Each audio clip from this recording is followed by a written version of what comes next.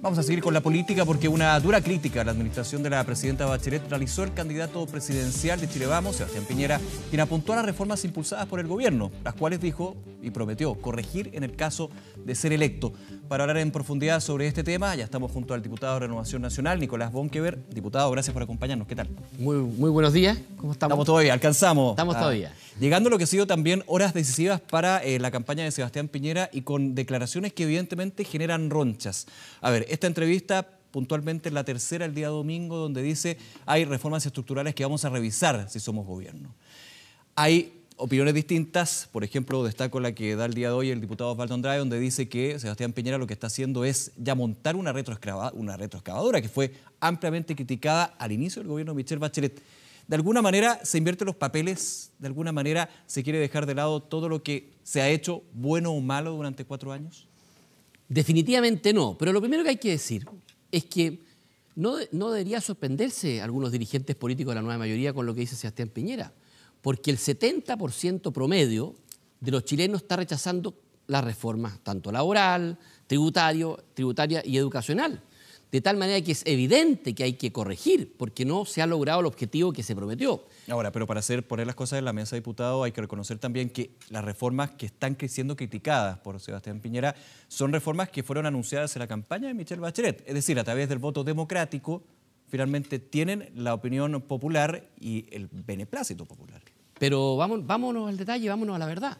Lo que se anunció no se cumplió, porque se les anunció a todos los trabajadores una reforma laboral que iba a agilizar el empleo, que iba a resguardar su derecho, y nunca se habían perdido tantos empleos como ahora durante este gobierno. Pero la tasa de desempleo sigue plana. No había una destrucción inmensa de empleo. Nicolás, lo destacó de hecho al comienzo de este gobierno había más trabajadores que podían negociar colectivamente de los que hay hoy día. Y usted preguntará ¿por qué? Porque 2/3 de los empleos que ha creado este gobierno, que son mucho menos que el gobierno anterior, pero 2/3 de ellos son empleos por cuenta propia. Son empleos en la calle que no generan ni posibilidad de negociar colectivamente ni cotizaciones. La calidad del empleo se vino al suelo y no solo la cantidad. Pero vámonos a otro caso. Se prometió una reforma tributaria para financiar la gratuidad. Por favor, la reforma tributaria que se prometió recauda en régimen 8.000 millones de dólares y resulta que solo por el menor crecimiento hemos dejado de recibir 12.000 millones de dólares. Se prometió y no se cumplió. La misma reforma educacional. Se dijo que iba a ser una reforma educacional para mejorar la calidad de la educación. No ha mejorado en nada. Se dijo que iba a ser gratuidad en pocos años. La gratuidad no existe y todo el mundo sabe que hoy día hay una discriminación gigantesca. Pero no existe, diputado, porque hay gente que evidentemente está teniendo su educación gratuita. No el 100% como se planteó en algún minuto, pero sí evidentemente llega a un 50% y se espera un 60%. De hecho, Sebastián Piñera ha dicho, matizado según la diputada, la senadora Goich, candidata también, el presidente, que es seguir hasta un punto de la gratuidad, no al 100%, pero sí justificar lo que ya se ha hecho. El presidente Piñera ha dicho, porque corresponde que así sea, que nadie que ha recibido el beneficio de gratuidad lo va a perder. Ahora, la pregunta que uno se hace a esta altura ¿es justo o no es justo? Hoy día hay muchos jóvenes que están en un instituto técnico, que están dentro del 50% de vulnerabilidad y solamente porque están en determinado instituto no tienen el aporte del Estado, no tienen la ayuda. Es completamente injusto. Pero usted me pregunta, ¿por qué entonces la ciudadanía rechaza la reforma y por qué hay que corregirlas? Porque no se prometió, no se cumplió lo que se prometió. Hubo una suerte de engaño. Además, una última cosa. Fíjese que el país hoy día estaba endeudado que en los últimos 25 años, la deuda más alta en los últimos 25 años. De tal manera que cuando uno dice, oiga, prometo gratuidad en todo, y resulta que dejo como legado una deuda, la histórica, que la van a tener que pagar las familias de clase media, las familias más vulnerables, con intereses altísimos, que todos saben que cuando me retraso los intereses, eso se aumenta, el crédito se hace más caro porque soy más riesgoso. Eso es muy grave.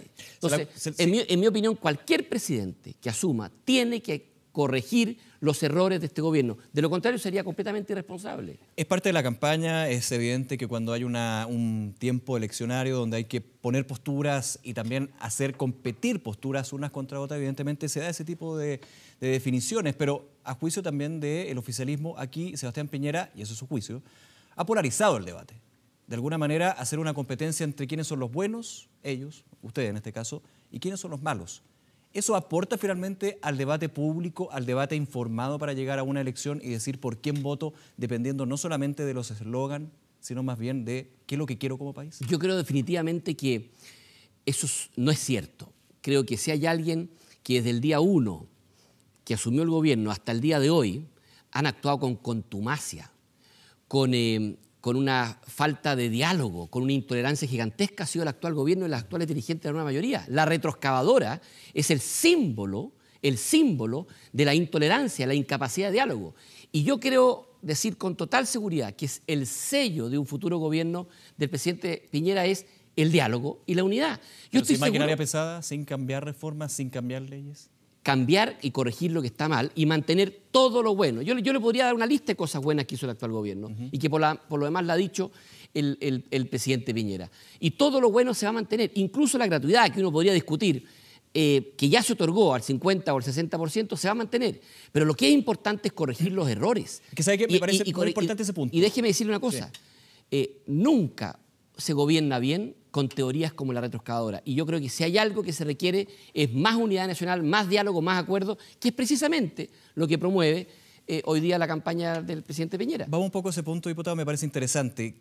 ¿Qué destaca el comando de Sebastián Piñera de los 4 años de gobierno de Michelle Bachelet? Por supuesto. Escuchaba en una radio, por ejemplo, a otro candidato de la derecha, José Antonio Kast, que dijo que no le parecía que no había nada bueno. No, a mí me parece que no es cierto que no hay nada bueno. Todos los gobiernos tienen cosas buenas y cosas malas. Las cosas malas hay que corregirlas. Y no porque vengan del gobierno anterior tengo que mantener lo malo. Por eso que llama la atención esta actitud de la nueva mayoría. Pero por supuesto que hay cosas buenas que hay que mantenerlas. Yo creo que este gobierno hizo modificaciones en las leyes de transparencia y probidad que le van a hacer muy bien al país. Creo que la ley de inclusión de discapacidad que acaba de aprobar este gobierno, en que se insta, se promueve y se termina incluso poniendo como cuota en la contratación de personas con discapacidad, va a ayudar mucho. Creo que en todo el acuerdo que finalmente se llegó en la desmunicipalización gradual, también se van a recoger buenos frutos, de tal manera que precisamente lo que diferencia a Sebastián Piñera de lo que fue Michelle Bachelet cuando asumió es que aquí no hay retroexcavadora, aquí se recoge todo lo bueno, se mantiene, se promueve y se corrige lo malo. Pero finalmente sería en cambio a lo que estoy entendiendo yo en temas como la reforma laboral, que ya está en vigencia, reformas tributarias, en distribución de los ingresos y por sobre todo quizás muy ahí el tacto que es de una nueva constitución. Está pensando, por ejemplo, el expresidente Piñera, si llega a ser presidente nuevamente, seguir con lo que ha sido el proceso constituyente del gobierno. Mire, déjeme decirle en 2 segundos. Es urgente hoy día decir corregir los errores de la reforma tributaria. Si esta reforma tributaria fue un fracaso, estaba hecha para financiar 8.000 millones de dólares, pero trancó el país en buena medida. Por tanto, recaudó mucho menos de lo que pudo haber recaudado un país creciendo y generando empleo. La reforma laboral, ¿para qué decir? Es tan confusa, tan mal hecha, con artículos que se cayeron por el Tribunal Constitucional, que hoy día la Dirección del Trabajo no sabe cómo interpretarla. Hace una semana nos sorprendió diciendo que no se podía automatizar las labores en la empresa porque eso significaba reemplazo en la huelga. Eso no podía trabajar un computador. Entonces, obviamente que hay que corregir esos tremendos errores y por eso la gente hoy día la rechaza. Y respecto a lo que usted me preguntaba, yo creo que sí nuestra Constitución merece ciertos perfeccionamientos. Ahora, lo increíble es que el gobierno ha hablado de nueva Constitución y ha sido incapaz de presentar, Nicolás, una sola propuesta de cambio a la Constitución. Ninguna. Y se han gastado mucha plata en cabildos, en reuniones, y ya hoy día se ha hablado de un proceso participativo, que no es desde un día para otro y de alguna manera para hacer más legítima la Constitución, que venga del pueblo para el pueblo. Yo le acepto eso, aun cuando no estoy de acuerdo. Pero lo que es inaceptable es que se hayan gastado todo lo que se han gastado en este proceso y terminar en nada. Si esta es tercera vez que posponen la presentación de la propuesta para la nueva Constitución. Entonces, la verdad es que aquí... ¿Canto de sirena usted cree? Yo creo que es populismo, canto de sirena e incapacidad de ponerse de acuerdo ellos. ¿Sí? ¿Por qué cree que la nueva mayoría no ha presentado las propuestas de cambio de la Constitución? Porque no están de acuerdo ellos. Si entre ellos no han estado de acuerdo prácticamente en ninguno de estos puntos. Entonces yo creo que lamentablemente en esto el gobierno está a la deriva. Y si usted me pregunta, un futuro gobierno de Sebastián Piñera, por supuesto que va a introducir cambios y perfeccionamiento de la Constitución, de todas maneras. Pero en la realidad, no solo en el discurso como lo ha hecho este gobierno. Había una mirada también desde la campaña que ha hecho Sebastián Piñera, desde la izquierda, desde la nueva mayoría, para ser más específicos, de las demandas sociales. Se ha dicho que Sebastián Piñera, eso es desde su oponente, va más bien por un crecimiento económico, pero un mero crecimiento económico.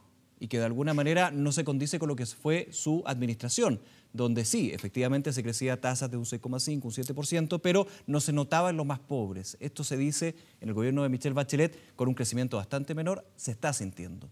Hay que llegar a un punto en común, es de alguna manera parte de la campaña electoral donde se van a escuchar quiénes son los buenos, insisto, y quiénes son los malos.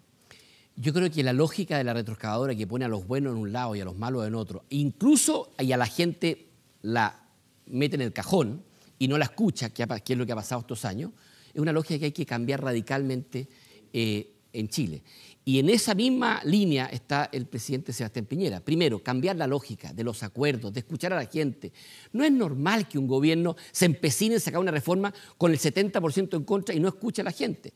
En segundo lugar, es súper importante que los cambios se hagan con eficacia, con realismo y sin populismo. Yo creo que un futuro gobierno de Sebastián Piñera lo ha dicho incansablemente, no va, el crecimiento por el crecimiento no sirve. El crecimiento sirve en la medida que cambia la calidad de vida de la persona, que hay más desarrollo humano.